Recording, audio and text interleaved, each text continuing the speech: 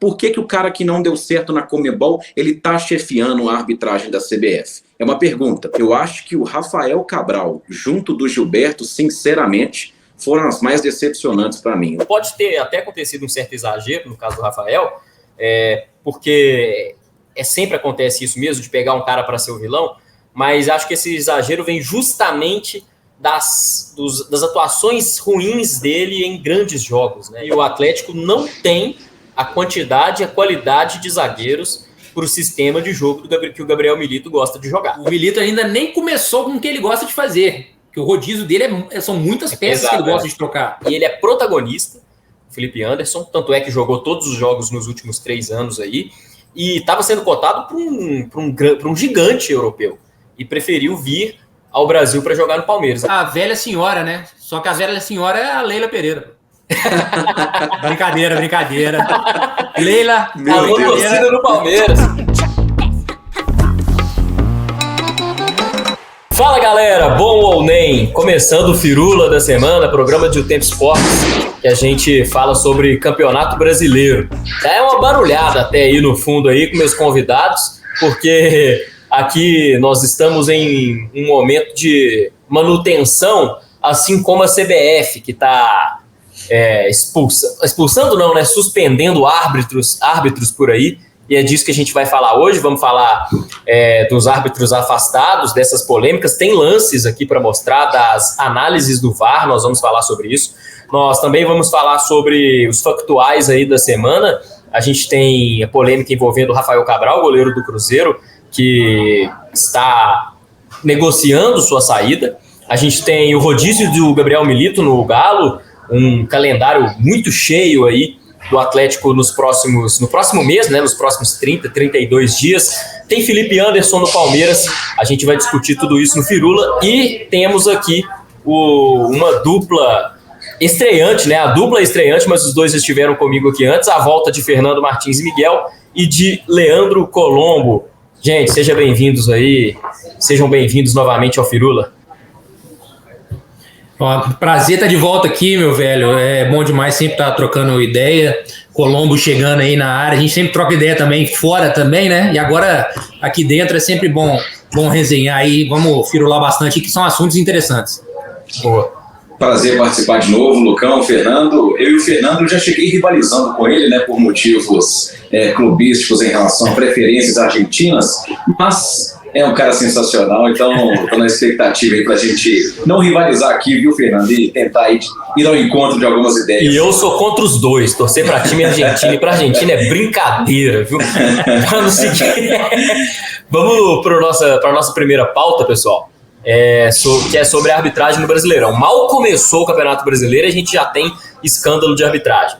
Muitas lambanças. Eu acho que, na minha opinião, e aí a gente vai discutir aqui, o que mais destacou nessas polêmicas da arbitragem não foram nem os erros que existiram e são graves, porque foram muitos, né, durante os jogos, mas a falta de critério também, né? É muito importante a gente falar que a interpretação ela é de cada árbitro, mas eles interpretam de maneiras muito diferentes a regra, né? Então a gente vai trazer aqui alguns lances polêmicos e nossa opinião e a regra aqui também para quem está assistindo o Firula.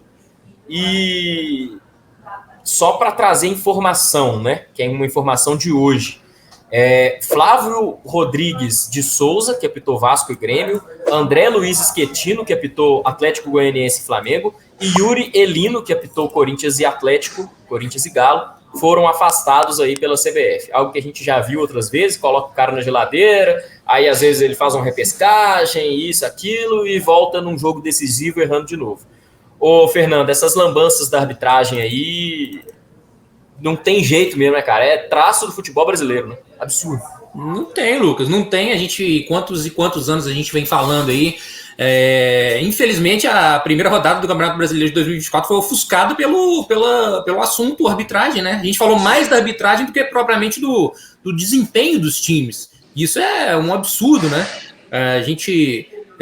pegando os erros aí pontuais, né, desses 3 árbitros aí em questão que vão ser afastados, que já estão afastados, o Flávio Rodrigues de Souza, que apitou a final do Mineiro, né? Ele deu um pênalti a favor do Atlético, né, no Lucas Silva, né, na bola, pegando na mão o braço, movimento antinatural.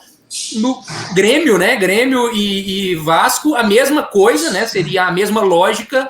E é claro, a gente também não pode falar que o VAR, né? Quem opera o VAR também tem uma parcela de culpa muito grande, né?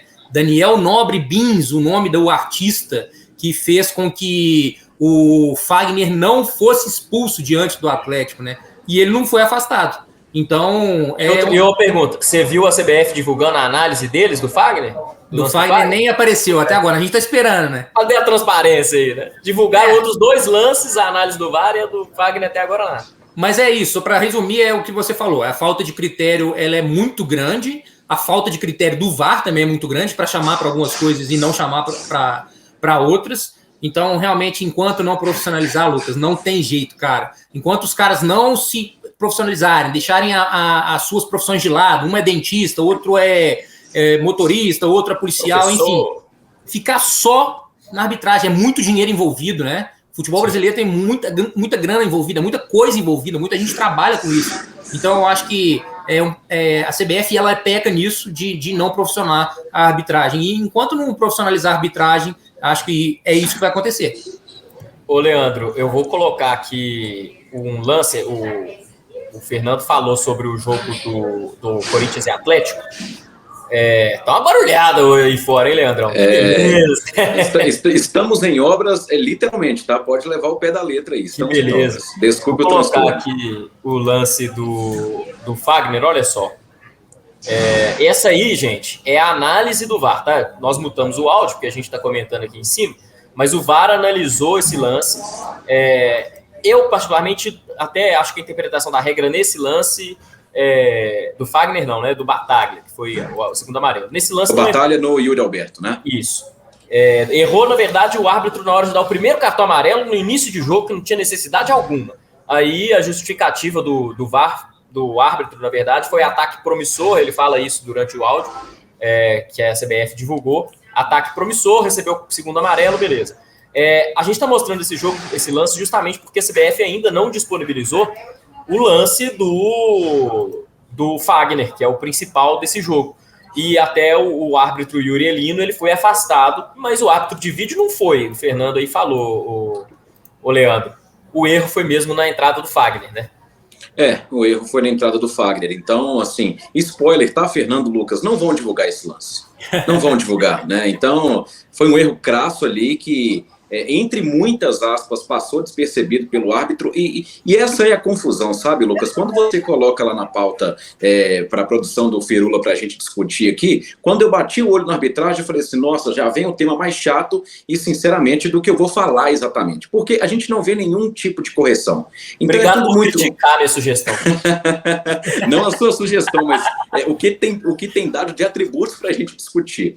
Porque sempre no início de cada temporada, é tradicional, acho que, salvo engano, até o Atlético publicou recentemente, que o elenco esteve reunido com a CBF lá para apresentar as diretrizes em relação à arbitragem, papapá, aquela coisa bonita, faz sempre uma notinha lá com, enfim, a delegação da CBF e os demais jogadores, aquele auditório bonito, todo mundo muito concentrado, mas rigorosamente nada muda. E o critério, falta critério com imagens claras, com o monitoramento do VAR o tempo todo. Então, sinceramente, eu não sei mais o que precisa, né? Aliás, eu sei, o que precisa é mudar no comando, precisa mudar no raiz. Por que o cara que não deu certo na Conmebol, ele está chefiando a arbitragem da CBF? É uma pergunta. Em relação àquele mesmo paralelo, Lucas, que a gente trouxe no Firula anterior. Olha, o Fernando Seabra, ele não funcionou para o Cruzeiro naquela reta final ali de Série B, de Série A do Campeonato Brasileiro no ano passado. Por que é que ele vai funcionar agora? Então, o Wilson Senem saiu criticado da Conmebol, não teve definitivamente um bom trabalho por lá. Ele vai virar a solução para a CBF, onde a arbitragem não é profissionalizada? Então, assim... fica uma coisa insossa, discute, não tem avanço nenhum, não há avanço algum nesse sentido. Então, Outro spoiler, tá? Na segunda rodada vai ter mesa redonda sobre arbitragem, na terceira, na quarta, na quinta, até a 38ª, porque falta critério. Esses critérios, eles mudam a cada rodada, e mudam mesmo. Não é a gente que está falando, são os árbitros, ao passo que marcam tantos lances iguais e dão punições diferentes. Então, é mais uma. A imagem está evidente, tem o monitoramento do VAR o tempo todo, tem decisão demorando até 6 minutos para ser tomada, como ocorreu no jogo entre o Juventude e o Criciúma. E o detalhe desse jogo é que o VAR, divulgaram a análise do VAR, a CBF divulgou, e aí eles decidem por analisar o pênalti primeiro, antes do impedimento. Pois no final, eles analisam o pênalti e depois eles veem que estava impedido. Vamos descartar tudo isso aqui que a gente analisou, os 6 minutos que passamos, e agora vamos... É um outro lance, né? Anular o lance, Exato. Então, esse é o maior problema, é o cerne da questão para mim. Enquanto o comando for ruim, não tem como os subordinados irem bem, Lucas. Corretíssimo. Vamos mostrar, Fernando, um outro lance aqui. Esse aqui é o lance do Atlético, né? Deixa eu tirar isso aqui. E esse aqui é da partida entre Vasco e Grêmio. E aí o Flávio Rodrigues de Souza teve 2 lances polêmicos nesse jogo. O que eu queria destacar aqui a gente vai trazer a regra, que obviamente há um contato, vou até pausar aqui, aí, o contato do jogador do Grêmio, e em seguida a análise vai para o VAR, e o VAR considera que manter a decisão de campo, que é o não pênalti, né? E o VAR, até a Daiane, né, que estava no VAR, ela, num primeiro momento, fala que foi pênalti, que o jogador do Grêmio acerta o adversário com um chute, e, portanto, deveria ter tiro livre direto, mas aí um assistente do VAR argumenta, e ela termina falando, não, vamos seguir com a decisão de não pênalti. E aí eu vou trazer a regra para vocês também, ô Fernando, para você comentar sobre esse lance. Vou trazer a regra porque a regra diz, e a própria CBF colocou que esse lance diz respeito a essa regra aqui. Quando um jogador de maneira imprudente, temerária ou com uso de força excessiva chutar ou tentar chutar, dar uma entrada ou disputar a bola no adversário, é falta. A regra é essa. E aí a gente fala, o que é ser imprudente e temerário aqui? A regra explica, falta de atenção, precaução e desconsidera o perigo que coloca os adversários. É a mesma justificativa, por exemplo, para a falta que o Bataglia fez no Yuri Alberto. É a mesma regra. Ele foi imprudente, não faltou atenção e parou uma jogada de ataque promissor, por isso recebeu o cartão amarelo. E aqui é a mesma regra, a regra de que o jogador desconsiderou o adversário, o risco que ele colocaria o adversário. Não foi pênalti. Lances muito parecidos, outros árbitros dão pênalti. Sabe o que me irrita, Lucas? Vou te falar com toda sinceridade. Nesse lance aí, o que me irrita é o seguinte: esse lance, em qualquer parte do campo, ele é falta? Se ele for falta em qualquer parte do campo, dentro da área ele é pênalti. É simples isso. Só que tem, o que a gente estava falando, né? São os critérios, né? Dentro da área, será que isso foi muito falta ou foi pouco falta? Exatamente. Em qualquer parte do campo, no meio de campo, isso aí seria falta.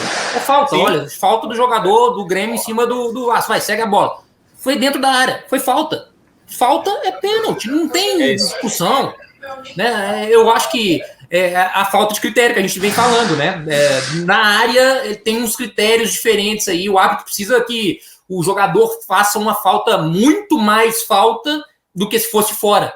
Então, cara, é isso. Assim, a gente vai ficar andando em círculos aqui, falando a respeito dessas marcações sem critério nenhum.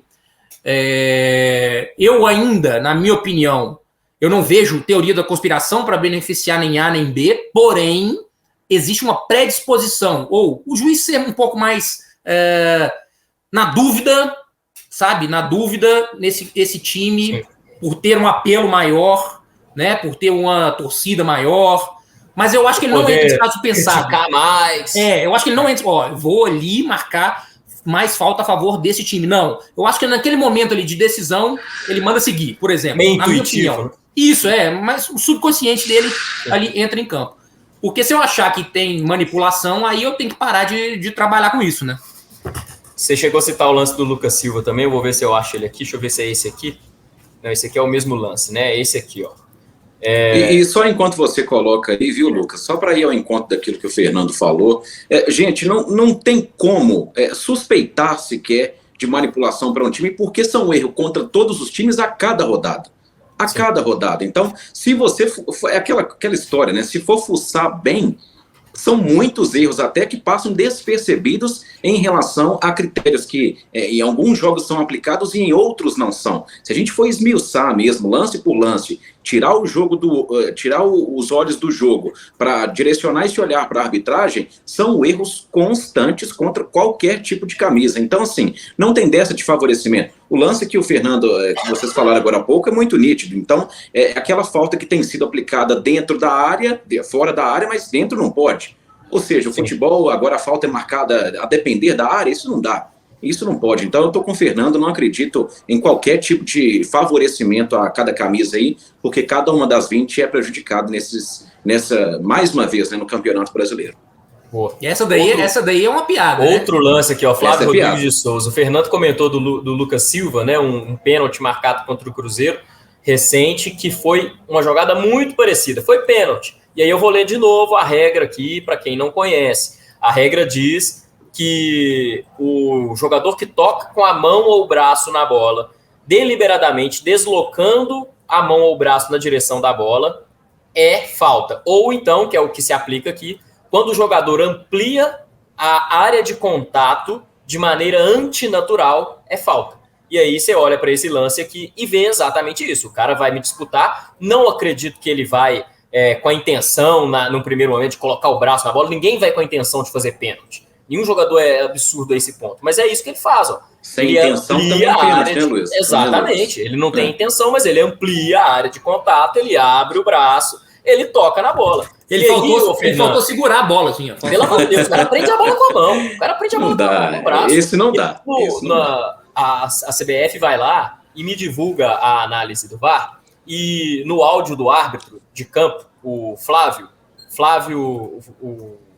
Rodrigues de Souza, né? Isso. Ele vai e me diz, ele se contraria, ele fala, movimento natural, não, movimento antinatural, ele se contraria um pouco, e aí ele diz que foi acidental o toque e foi um movimento natural. Aí eu falo, onde que é um movimento natural o cara me abrir o braço, prender a bola praticamente com o braço? Ô, Lucas, se você me permite, eu até acho que é um movimento natural de goleiro, né? Então, esse aqui é o movimento natural. Não tem cabimento achar uma coisa dessas. É essa que pega a questão. A gente vai ficar discutindo aqui, vão ter mesas redondas e a gente está aqui para isso. É importante mostrar esses erros, mas enquanto o camarada achar que essa é uma posição, um movimento natural, aí a gente perde qualquer atributo para discutir. E, gente, é importante falar, a interpretação vai variar de acordo com cada juiz, com cada pessoa, com cada momento. Mas os caras precisam seguir um mesmo critério. E o critério está na regra. O braço que amplia a zona de contato dele ali, amplia a área de contato, ele é um movimento antinatural. Isso é simples. E tantos outros lances fora da grande área, ou até mesmo na grande área, como exemplo do Lucas Silva, são marcados. E aí o cara não me marca isso, o VAR concorda, aliás, o VAR discorda, chama ele para análise, e ele assistindo o lance na cabine ali, no monitor do VAR, ele continua seguindo o erro. Por isso está afastado, né?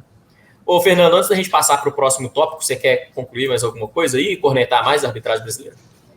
Péssima, né? A arbitragem é péssima. Tem que sem firula, péssima. Enquanto não profissionalizar, a gente vai ficar falando aí rodada por rodada e cada clube você vai ver, vai ter uma nota oficial por rodada ou por clube até o final do Campeonato Brasileiro. Pode ter certeza disso. De fato. Vamos seguir então para o nosso próximo tópico.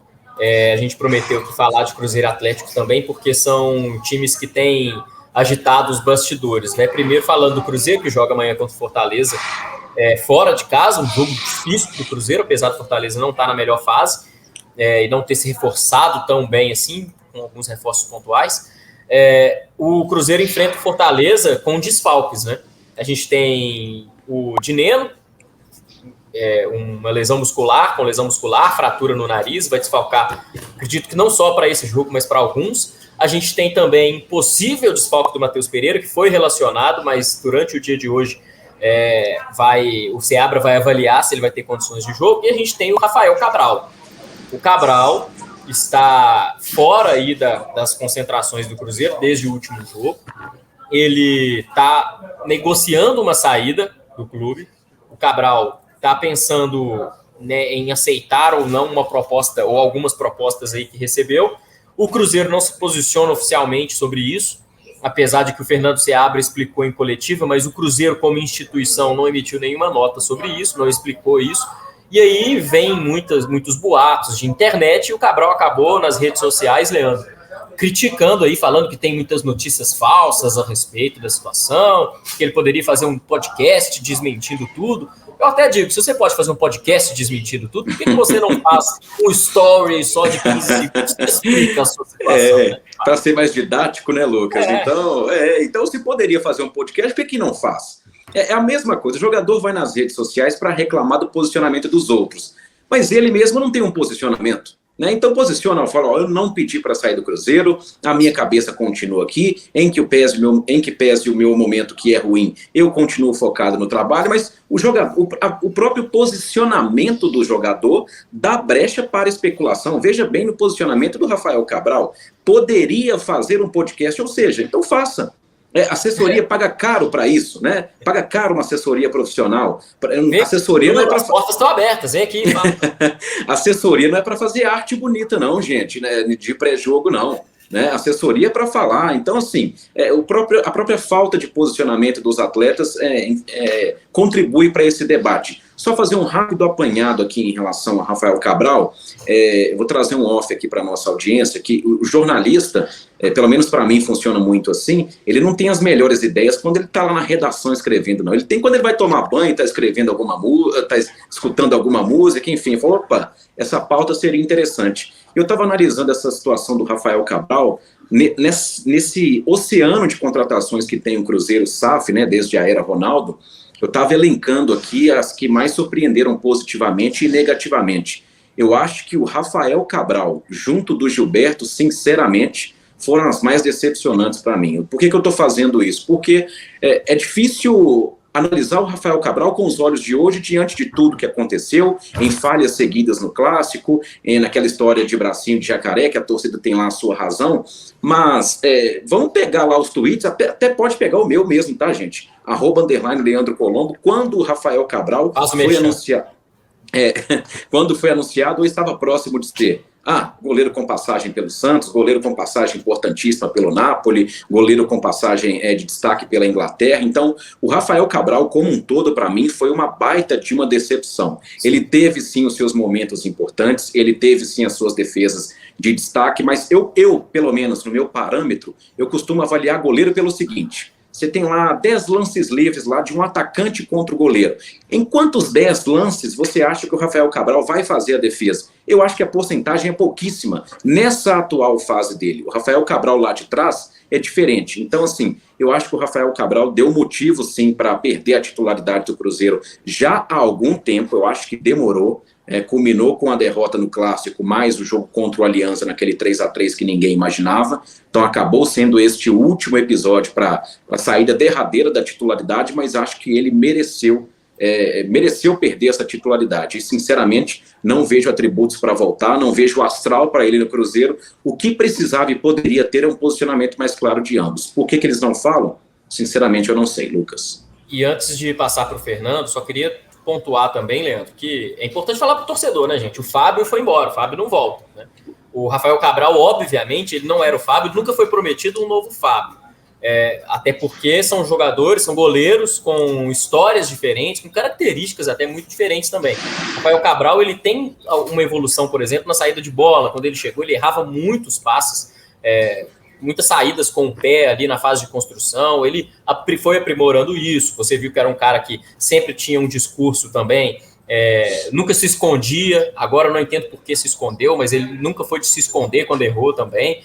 Agora, de fato, pelo histórico dele, pelas passagens que ele teve, pela história que ele tem jogando aqui no Brasil, naquele Santos, há anos e anos atrás, por tudo isso, imaginava-se que ele realmente iria render mais no gol, principalmente em jogos decisivos, em jogos importantes, como são os clássicos, né? E até por essas falhas, ele se desgastou muito com a torcida, e aí chega num jogo que o cara tá sendo vaiado ainda dentro do Mineirão, e ele toma um gol como tomou, aí tudo isso já joga a fase dele lá para baixo, a moral lá para baixo, a confiança lá para baixo.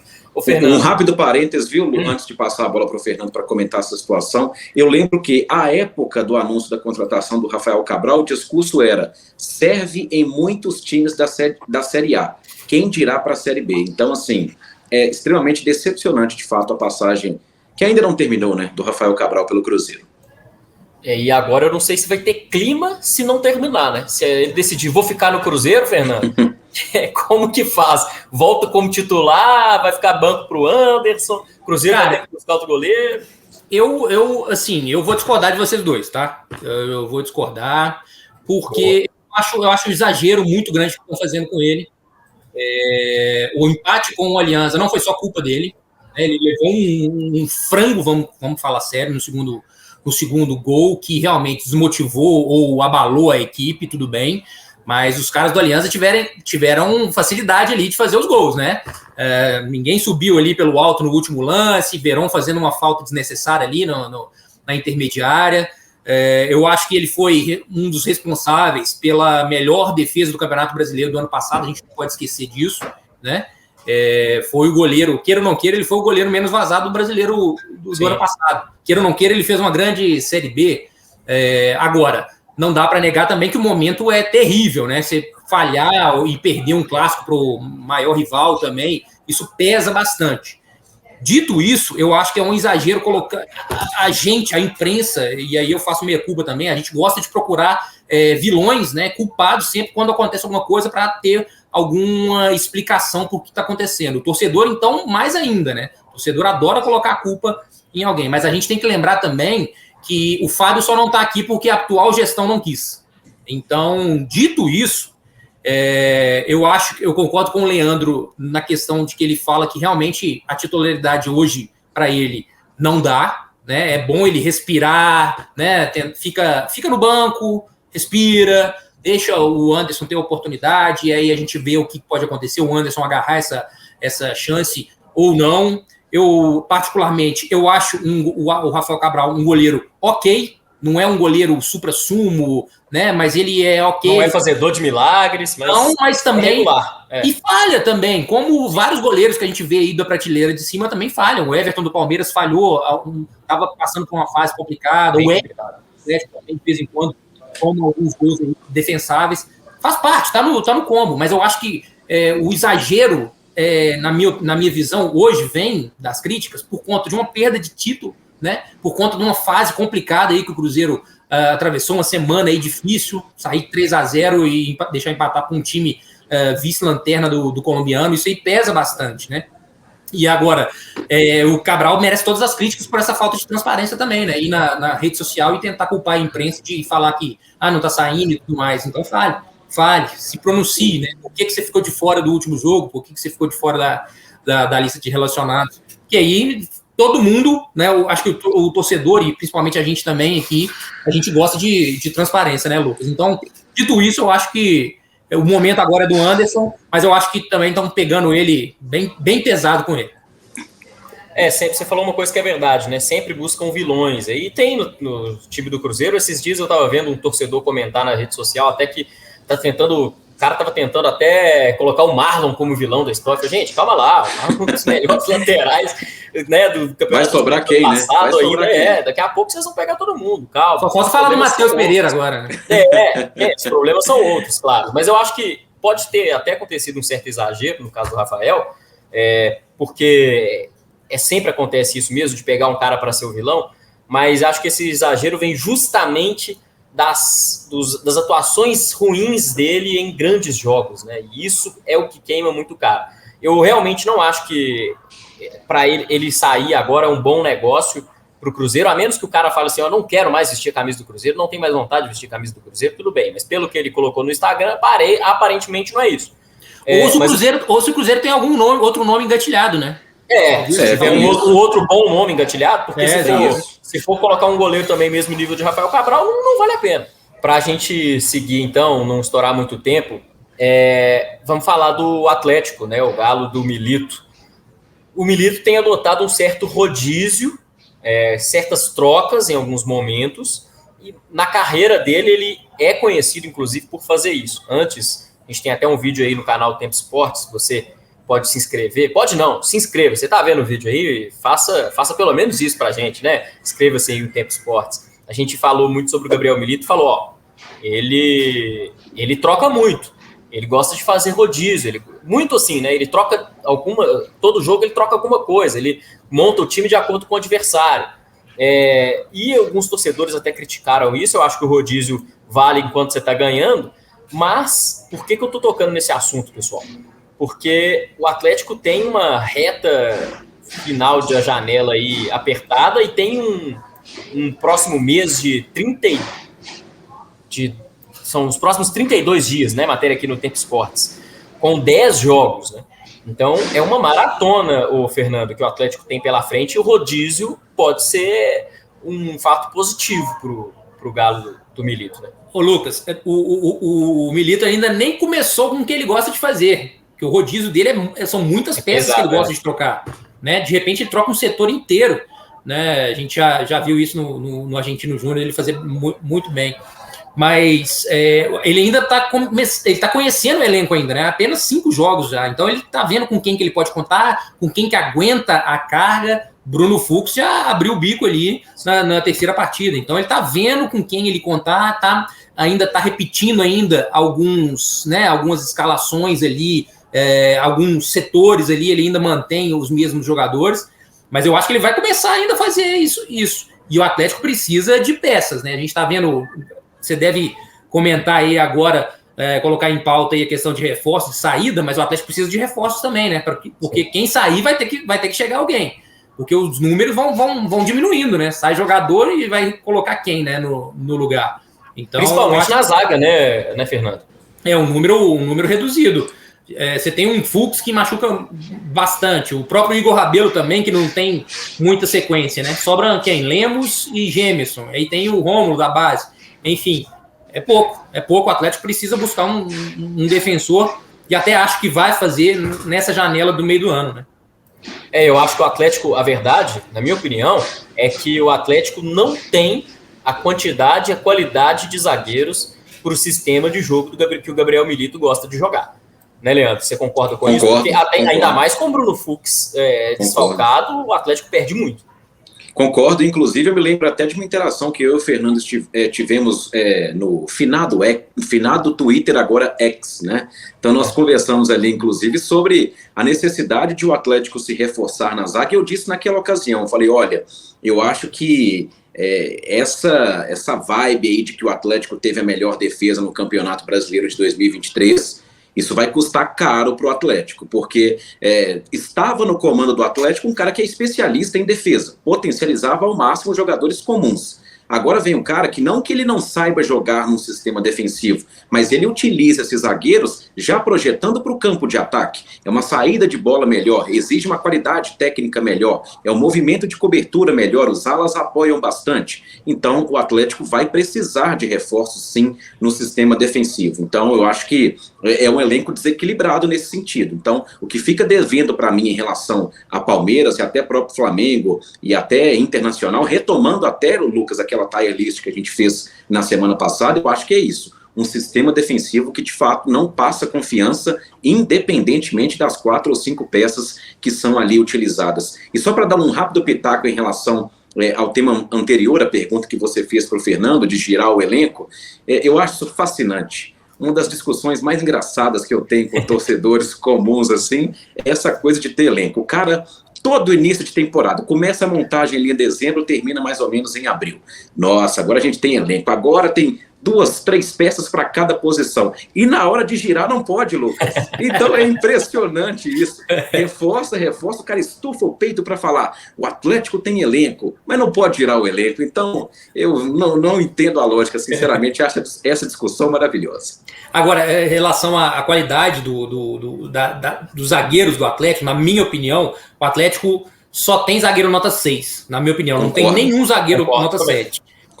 E outra coisa, o Gemerson é o que está se destacando aí sob o comando do Milito. Ele está sendo considerado o melhor zagueiro do Atlético, né, na atualidade. Exato. Mas isso diz mais dos outros do que do próprio Gemerson. É sintomático, né, Fernando? Sintomático. Então, até para fazer uma ilustração, um dos zagueiros de confiança do Milito no Argentinos Júnior era o Lucas Djalma. Olha a característica do Lucas Djalma. Jogou muito com o Milito lá. Exatamente. Então, um cara que jogou de lateral esquerdo, jogou de meia esquerda, que foi trazido ali para a zaga. Então, é um perfil totalmente diferente. Um cara mais técnico, que já aciona a segunda linha no meio campo, tem ali aqueles passes vencedores, rompedores, enfim, chama do que quiser, vocês vão saber do que eu estou falando. Então, é um outro perfil. Eu acho que nessa janela do meio do ano, reforço para o Atlético é nenhum setor só, e esse setor responde pela zaga. E não adianta ser só uma peça também. Eu acho que o Atlético, um zagueiro, ajuda, mas 2 começa a melhorar, justamente por conta disso que vocês falaram. A qualidade... quase o ditado completo. 1 é bom, 2 não é pouco e 3 não é demais. Mais ou menos isso. Quase isso.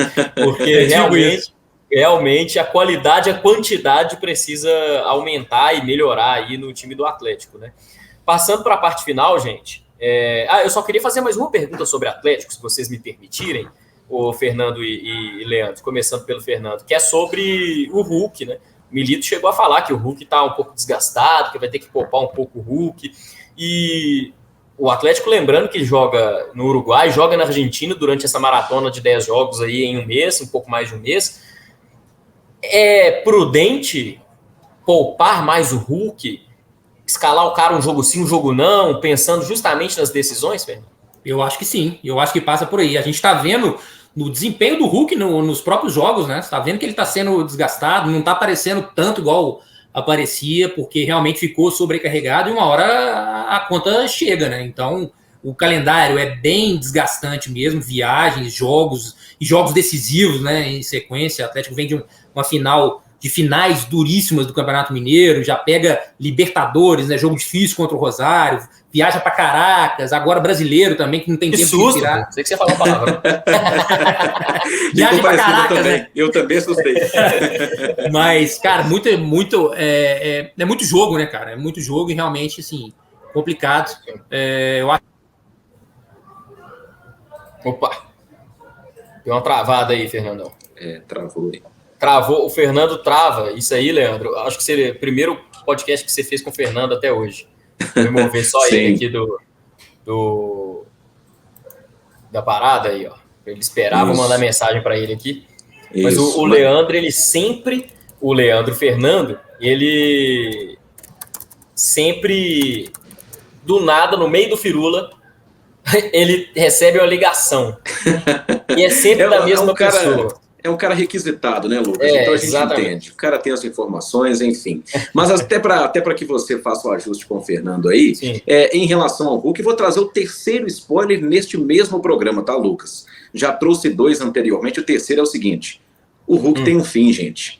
Em uma hora vai parar, ele não é interminável. Apesar de deixar essa imagem de interminável, de um cara que envelhece de fato como vinho, a cada temporada dele parece que é melhor, mas não. Um spoiler, gente, o Hulk não é para sempre, não vai aguentar. Então, eu sou completamente a favor que o Hulk ele tenha essa dosagem, tenha essa preparação especial, porque ele é um cara especial. Ele chega nesse patamar, nessa altura da carreira, com a minutagem que tem, com os números que tem, e continua tendo a importância. Há 3, 4 temporadas, o jogador mais importante do Atlético, entra peça, sai peça. O Paulinho chega a ser artilheiro do Campeonato Brasileiro, o jogador mais vital, mais impressionante, mais importante desse Atlético, continua sendo o Hulk. Então, com um jogador que decide campeonato estadual, campeonato nacional, jogos de Libertadores, o cuidado, ele é obrigatório que seja muito especial. Ele só não é de ferro, né? Tem que lembrar isso. É Hulk, mas também não é um homem de ferro para não machucar, então... Ele agrupar as valências de todos os super-heróis, não, né, Lucas? Eu acho que é prudente mesmo, como a gente falou aqui, dar uma segurada, poupar, não jogar o jogo inteiro, ficar jogo de fora. Sim. O Atlético tem peça para usar. E também é o seguinte, né, Lucas? O Hulk está sendo poupado com o Milito, tá saindo aos 86 minutos de jogo. Isso não é poupar, né? Isso não é poupar. Então, o cara só sai na reta final, gente. Então, ela pelos 70, 60, isso é uma poupança modesta ainda, digamos assim. É isso. Aí, ó, quem voltou? Ó, quem voltou para ele voltou. Ele voltou. Eu tava contando aqui pro Leandro, Fernando, que você recebe sempre uma ligação quando tem o Firula. E cara, dessa vez não foi. Não foi a ligação? Não, pensei que acabou travado, hein? Tá bom. Eu coloquei na tomada aqui, só que a tomada não estava ligada no fio, tá. Entendeu? E acabou a bateria. Por um momento, você voltou. Por um momento, até pensei que poderia ser o Rafael Cabral falando aí com o nosso Fernando Martins. Mas acabou que não foi. Então, ligou para ele, não foi. Vamos tocar então, porque o Fernando voltou no momento certo, justamente no final do Firula aqui, para a gente falar do último tópico rapidamente. Que é a contratação do Felipe Anderson, do Palmeiras, surpreendendo todo mundo. Mais uma vez, o Palmeiras anuncia um jogador do nada, o Felipe Anderson, que inclusive estava sendo cotado não, a imprensa italiana, lá na Europa, estavam dizendo que o Felipe Anderson tinha acertado com a Juventus na Itália, né? Era a velha senhora, né? Só que a velha senhora é a Leila Pereira. Brincadeira. Leila, alô, torcida do Palmeiras. Isso é uma piada, hein? Isso é uma piada do Twitter que eu tô vendo. A piada não é minha, mas eu achei boa. Só reproduziu. Isso alivia bastante. Aliviou bastante aí. Bom que seu arroba do Instagram tá aí pra gente procurar. Meu Deus, essa foi difícil. Essa não tem jeito de segurar. Mas surpreendeu, né, cara? Surpreendeu essa contratação, surpreendeu. Pois eu tô buscando até os números do Felipe Anderson aqui. Algo que é fantástico, que eu não sabia mesmo, é que ele jogou todos os jogos de julho não, nos últimos 3 anos. Todas as partidas o Felipe Anderson atuou. E ele vai chegar em julho, por isso que eu confundi aqui, né? Ele chega em julho, Palmeiras, não pré-contrato, até 2027. 31 anos o Felipe Anderson, o Fernando. Boa contratação? Para mim é ótima contratação. Excelente. Vai sobrar aqui no Brasil, né? O cara tava no auge lá no italiano, cotado para ir para Juventus, enfim. Sim. Eu me surpreendi, baita contratação do Palmeiras. Ele já saiu muito bem do Porto para ir para Lazio, né? E na Lazio arrebentando aí nessas 3 últimas temporadas. Ele é respeitadíssimo lá na Lazio, né? O Bruno Formiga, o jornalista de São Paulo, trouxe que o Palmeiras está fazendo uma reformulação aí silenciosa, né? Então vão sair jogadores interessantes aí no meio do ano do Palmeiras, mas que o Palmeiras já tem um zagueiro canhoto já contratado e vai vir mais jogadores aí. Sim, e antes de passar para o Leandro, o Felipe Anderson, algo que me destaca muito, que me chama muita atenção, melhor dizendo, a forma com que ele estava jogando na Lazio, né? Porque o Felipe Anderson, revelado pelo Santos, a gente viu ele jogando muito como aquele jogador mais pela esquerda, né? Um meia atacante, muitas vezes um ponta. Ele também é aquele jogador que joga com a camisa 10, inclusive tinha a 10 na Lazio. Não sei se ele estava com a 10 na Lazio nesse momento, mas ele já jogou com a 10 por lá. E é um cara que pode jogar centralizado, mas também é um cara que pode jogar pela ponta direita, justamente onde o Abel Ferreira tem usado o Endrick nos últimos jogos para jogar junto com o Flaco Lopes. Então, eu falei isso várias vezes no Firula, o Palmeiras precisa contratar um jogador para substituir o Endrick no meio do ano. Tá aí o Felipe Anderson, são características muito diferentes, mas são 2 jogadores que têm poder decisivo grande, ainda mais o Felipe Anderson, que vem de um campeonato italiano, que é muito pegado, jogando jogos pra caramba, fez 44 na temporada, com 5 gols, 7 assistências, então fazendo uma dupla aí possivelmente com o Flaco, podendo atuar em várias posições, o Leandro, e agora mostrando aí que o Palmeiras tem um projeto interessante também para apresentar, porque o cara largou Juventus e veio pro Palmeiras. É a clássica contratação que o cara chega muito mais completo do que em relação a quando saiu, né?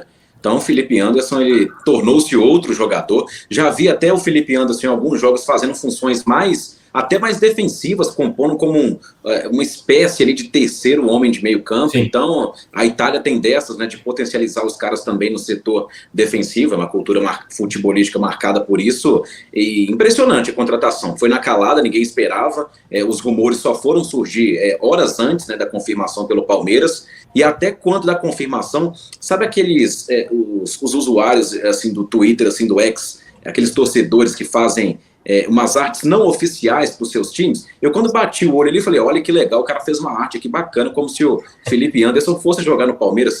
Não, era o próprio perfil oficial do Palmeiras anunciando o cara. Então, assim, espetacular, uma baita de uma contratação. Na calada, vou pegar a piada do Fernando, não tem jeito da velha senhora, apesar de dizer que não é dele. É uma baita contratação, trocadilho fantástico e cabe perfeitamente para o momento. Foi na calada, surpreendeu a todo mundo e entra, sim, sem dúvida alguma, nas tops contratações para a temporada. Surpreendeu até o Fabrício Romano, né? Que é o jornalista conhecido aí. Ele estava dando que estava para ir para Juventus e tudo mais. O italiano Fabrício Romano, né, Fernando? Então, exatamente. Impressionante. E uma contratação realmente que eu achei assim, com um potencial gigantesco, tá? Um potencial gigantesco. É lógico que o cara pode chegar e não dar certo, claro. Mas é um potencial muito grande. Porque a gente vê, por mais que o Felipe Anderson tenha 31 anos, o que a gente mais vê são os times brasileiros repatriando jogadores que estão num certo final de carreira na Europa, que não tem muito espaço nos grandes times da Europa. Mas no caso do Felipe Anderson, não. O cara tá jogando bola mesmo, tá jogando bem. Eu assisti alguns jogos da Lazio na temporada e ele é protagonista, o Felipe Anderson. Tanto é que jogou todos os jogos nos últimos 3 anos aí. E estava sendo cotado para um gigante europeu. E preferiu vir ao Brasil para jogar no Palmeiras. Então, tô bem ansioso para ver o Felipe Anderson aí na segunda metade da temporada. A última pergunta para a gente finalizar. Trazendo o Felipe Anderson, vocês acham que esse já é o substituto para o Endrick, apesar de características diferentes? O nome ali vai chegar e vai poder jogar na posição que o Endrick está jogando hoje? É um nome para substituir ou precisaria buscar mais gente? Em termos de patamar de nome propriamente dito, pode até ser. De posição, de função em campo, eu acho que não.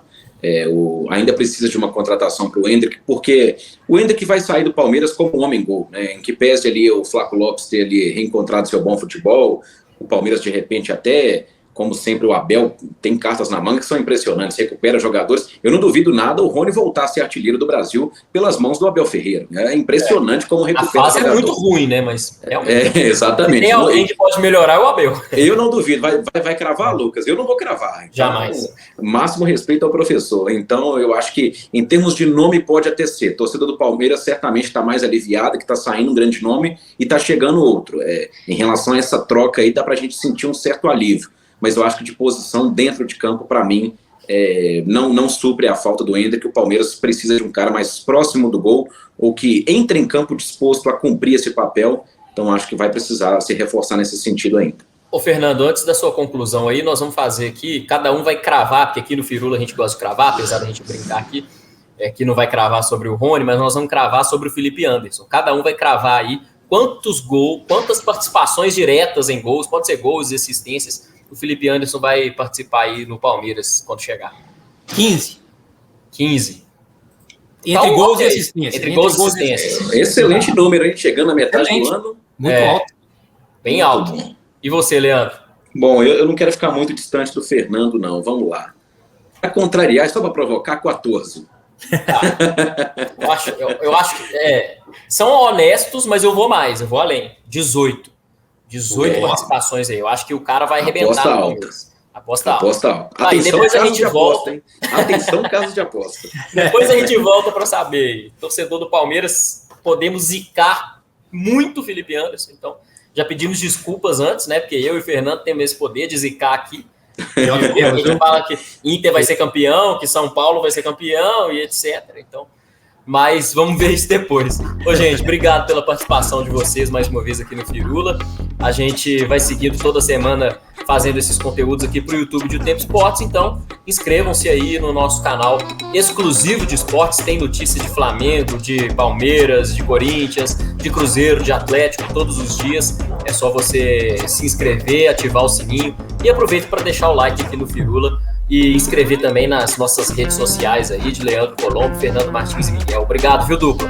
Valeu, um abraço, a gente volta aí a qualquer dia. Valeu, Lucão. Valeu, Fernando. Sempre um prazer estar com vocês. Tamo junto. Grande abraço.